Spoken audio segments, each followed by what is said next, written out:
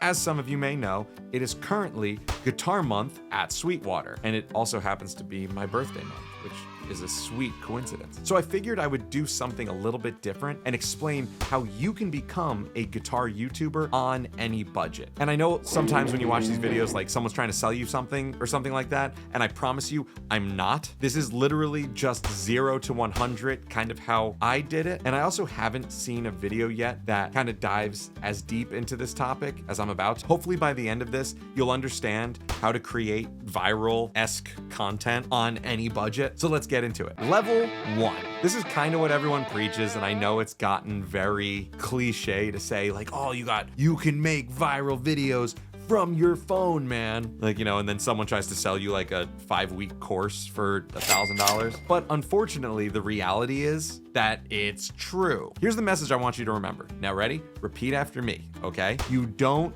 need expensive gear to deliver a strong message. Okay, I'm gonna say it again. You don't need expensive gear to deliver a strong message. If you look at the first couple million of views that I got on my TikTok, every single video was recorded with just my phone.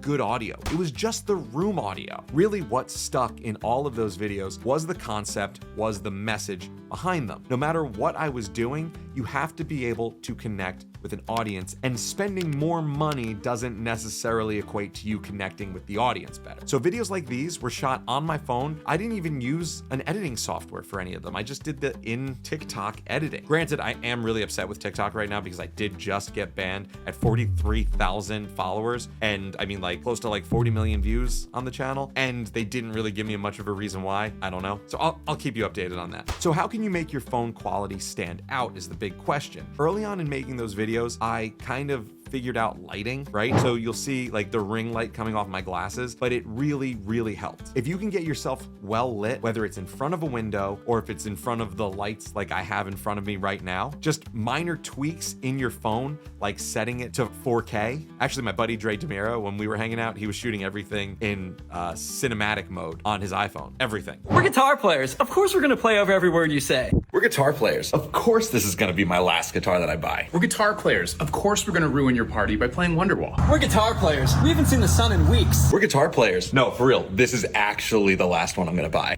We're guitar players. If it's not pentatonic, we're not playing it. We're guitar players. Trigger warning. Go back this way.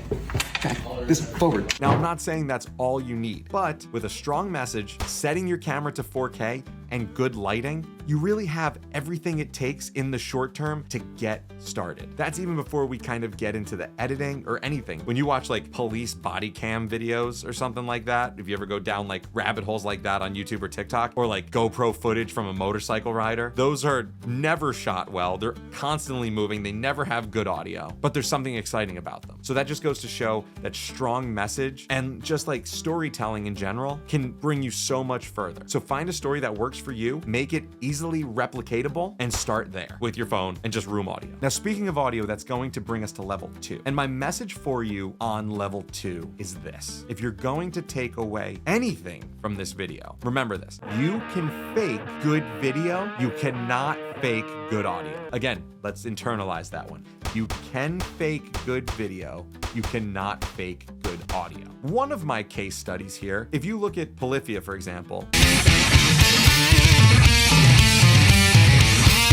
Tim Henson actually said that they had this terrible quality room and just scrounged together money to get this music video done, and they just filmed it and made it black and white to cover up a lot of the junk in the room. And that goes to show you that great audio can go a very long way. Another great example is my friend Jay Tarantino's live streams. If you don't know who Jay is, he is the founding member and I think the songwriter, like the only songwriter for the band Ethereus. And you may have seen him on stage playing guitar as Angel Vivaldi's guitar player, as well as like Nita Strauss. Jay is killing it in his live streams, and I want to show you how. Check this out. What's up, Jimmy? This is Jay Tarantino from the Band of Theorious, and I'm going to take you through a quick walkthrough of my live streaming rig. I stream every single night on TikTok at 9 o'clock p.m. Eastern Time. So, very simple. I stream from my phone, so the signal chain guitar, this is my main guitar. This is a Kiesel Aries, a 7-string. So what I do is I take the Kiesel and I plug it directly into the Fractal Audio Axe-FX 2. I take the output of the Axe-FX, I plug that into my Focusrite 6i6 interface, and then from there I take the headphone output, which is this cable right here, and I plug it into this Roland Go Mixer Pro.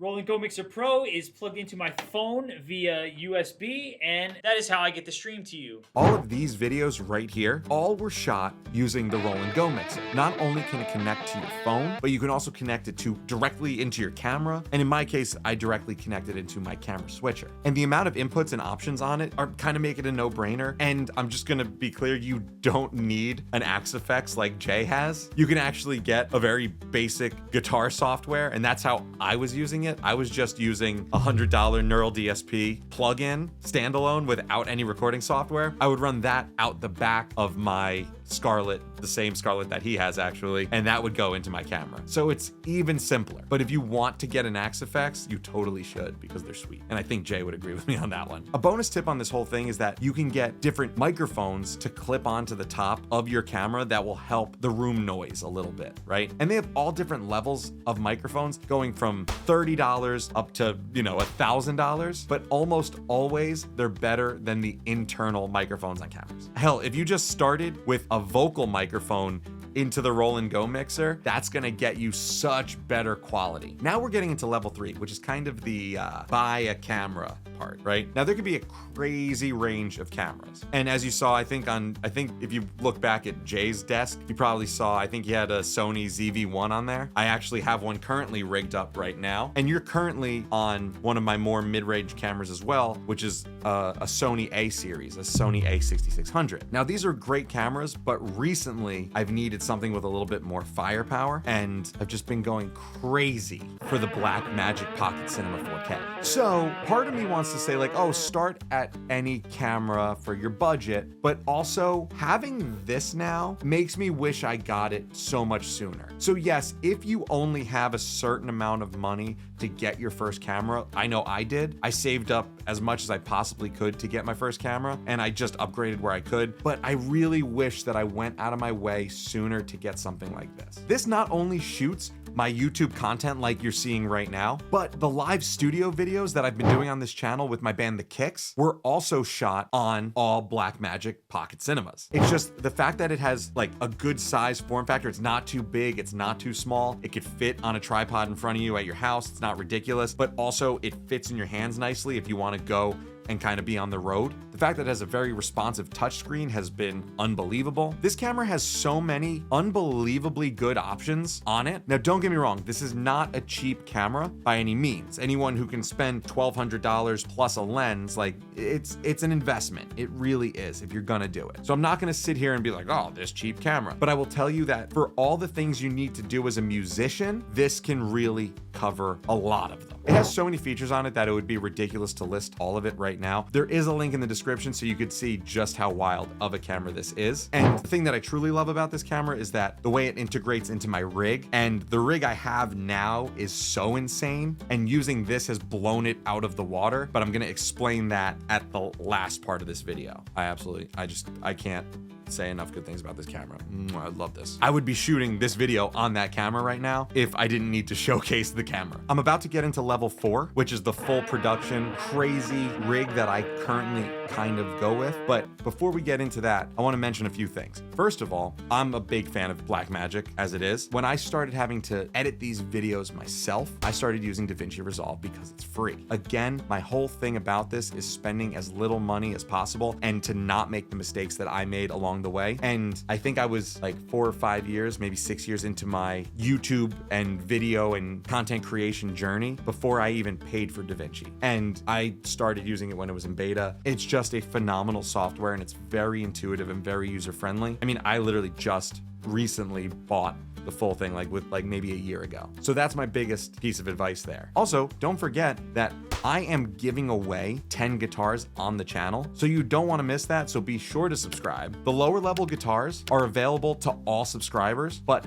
the higher level guitars, like this Charvel DK24, also sent to me by Sweetwater, these are only available to the people that subscribe to my school account where I go live every Monday. Not only do I go live, but after I go live, I then repost the video so that you can go on there at any time and go watch the lesson again. The link is below for that, so go check that out. Okay, so now in level 4, this is the mantra of level 4. In the discussion of quantity versus quality, I personally believe that quality is good and quantity is good, but eventually you must learn how to have a quantity of quality. You need to be able to eventually, if you're going to scale this idea of being a guitar YouTuber, you're gonna eventually need to learn how to put a lot of good quality stuff together, sometimes pretty quickly. A couple of things that kind of help this are things like having a full production rig, right? And my rig is pretty legit, but it's not as legit as some, you know what I mean? Like this could be way crazier. Like having top quality sound at all times, you know, like this, I could just,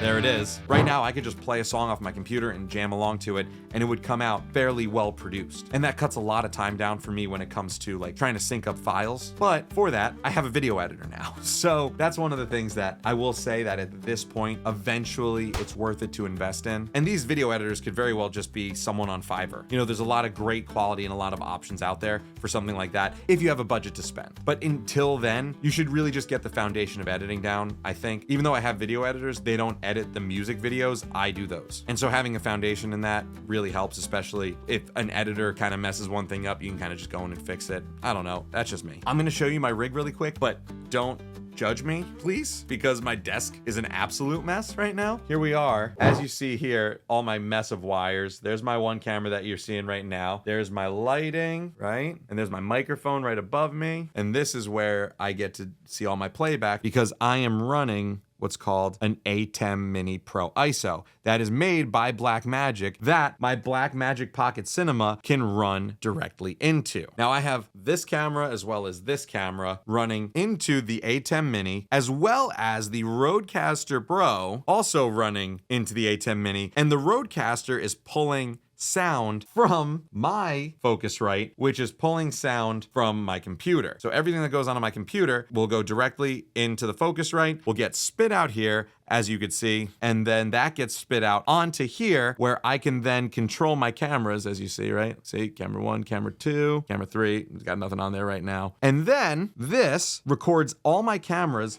directly into this SD card down here, and that SD card then saves all the video, all the audio already in sync. And if I do a lot of cuts with the ATEM Mini, it actually saves all those cuts as well as saves a DaVinci Resolve file that I can just kind of go in and clean up. That's what I do on my live lessons. Also, I recently upgraded from the ATEM Mini Pro ISO to the Pro ISO Extreme. So that's been pretty sweet for the live streams. Again, you don't need all of this, but I'm just showing you that if you need to do live streams, content for companies, if you need to put out a YouTube video every week, if you're trying to make music videos, then this is how I do it. If you see me teaching a live lesson on school, it's gonna be a Zoom video, but you're gonna see multiple camera angles. I'm gonna be able to pull up my screen easier than I typically would in Zoom because of the ATEM, and then all of that went on gets saved to the hard drive, and then I can edit it up. I can put it out on Zoom, high quality, for you to watch later. The thing about the Blackmagic cameras that's insane, that's absolutely insane, is that when I hit record on the ATEM, regular cameras won't do this, but when I hit record on the ATEM, it actually will separately record to a disc in 4K RAW on the camera. So then I can basically edit everything from here in 1080, not bust up my hard drive too bad on my computer. I can edit everything. Then I can just automatically replace it with the 4K RAW footage from this camera and just plop it out. It's just an unbelievably streamlined workflow just to have all the cameras in sync and then also have the raw 4K from a camera like this. Also, it's kind of cool that when you use the Blackmagic Pocket Cinemas, when you change the cameras, this little red light turns on to tell you which camera's on. I mean, if I don't need it, obviously, but it's a really cool feature. I don't know. I just feel like I'm in a little recording studio, you know? It's kind of cool. If you found this video helpful, please like, please subscribe. Go check the links below so you could find great deals at Sweetwater, not only on guitars for Guitar Month, but cameras as well as links to my lessons. These cameras will also sometimes come out to like live events and weddings that I play. And if you want to see how I streamline my wedding band's workflow, go check out this video right here.